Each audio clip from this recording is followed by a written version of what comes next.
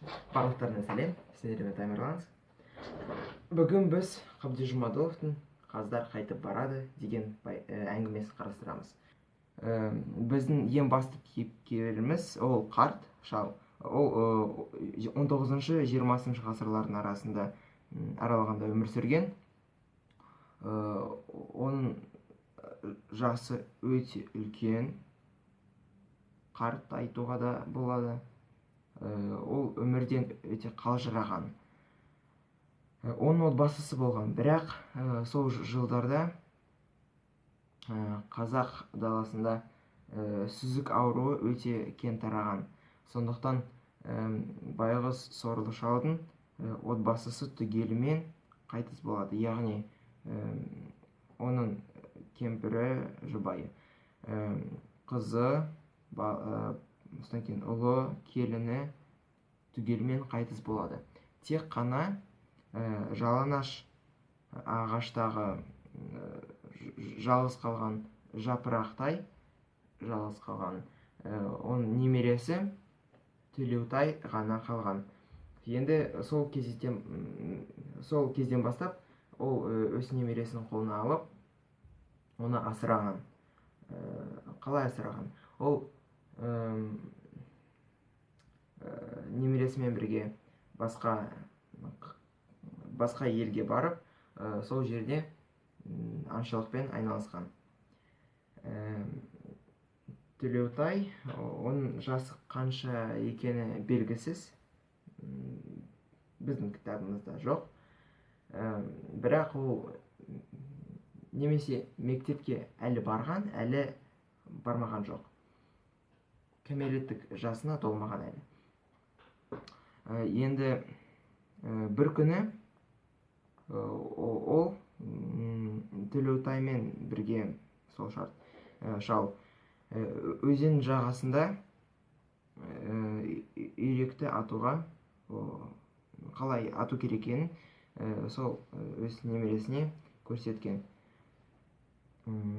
Ал бір кезде олар қаздарды көрген. «Ата, сол қаздарды атайықшы», деді кішкентай Төлеутай. «Жоқ, оларды мен тимеймін, өйткені олар бәрібір жолаушы ғой». Сонда олар қайда ұшады? Олар қазір ұзақ сапарға дайындалып тұр, деді қарт. Бір күні шал аңшылықтан келгенде, оның үйінің жанында екі сақшы тұрғанын көреді. Сол екі сақшы оны күтіп тұр екен. Яғни оны сотқа алып кеткісі келеді екен. Енді олар оны алып көріп, оны алып сотқа апарғанда екі себеп болған екен. Бірінші себебі ол сол үкіметтің жануарларын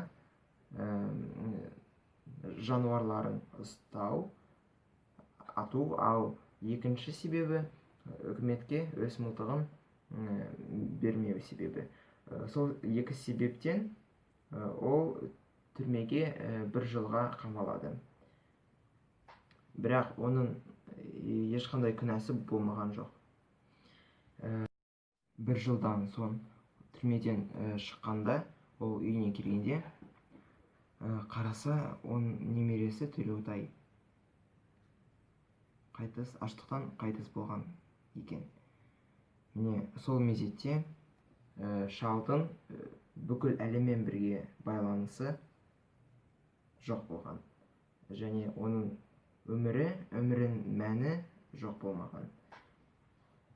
Сондықтан оның дүниеден озудан бұрын, оның ең соңғы Құдайдан сұраған ең соңғы тілегі, ол өз туған жеріне, отанына қайтып, дүниеден озу.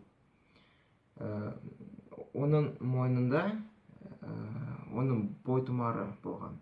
Бойтұмарының ішінде қазақ топырағының бір бөлігі жатқан. Міне ол сол күннен бастап сапарға дайындаған.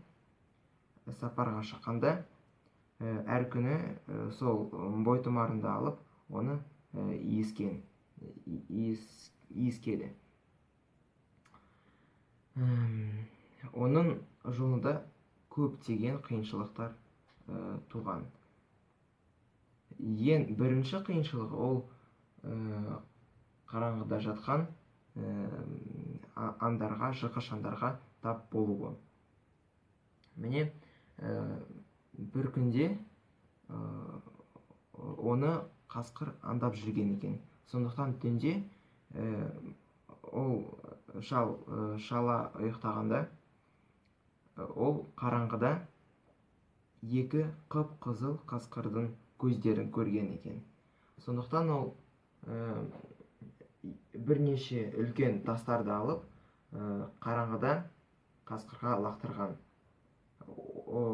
Соны ол толығымен көрмеген жоқ. Бірақ ол қасқырдың шатқалға құлаған дауысын естіген. Деп ол Құдайға рахметін айтып, қуаныштан жылай бастайды. Екінші қиыншылығы ол ағысы қатты өзеннен өту. Сол Құдайым-ай, маған тек қана 2 күнді берші деп, ол өзеннен әрлі-бері өтеді. Міне, деп ол өз қазақ жеріне, атамекеніне келгенде, қазақ жерін аймалап сүйе бастайды. Енді соңға қалған іс ол ата-баба зиратына барып Құран оқу екен. Сол сапарында ол Төлеутайды есіне түсірген екен.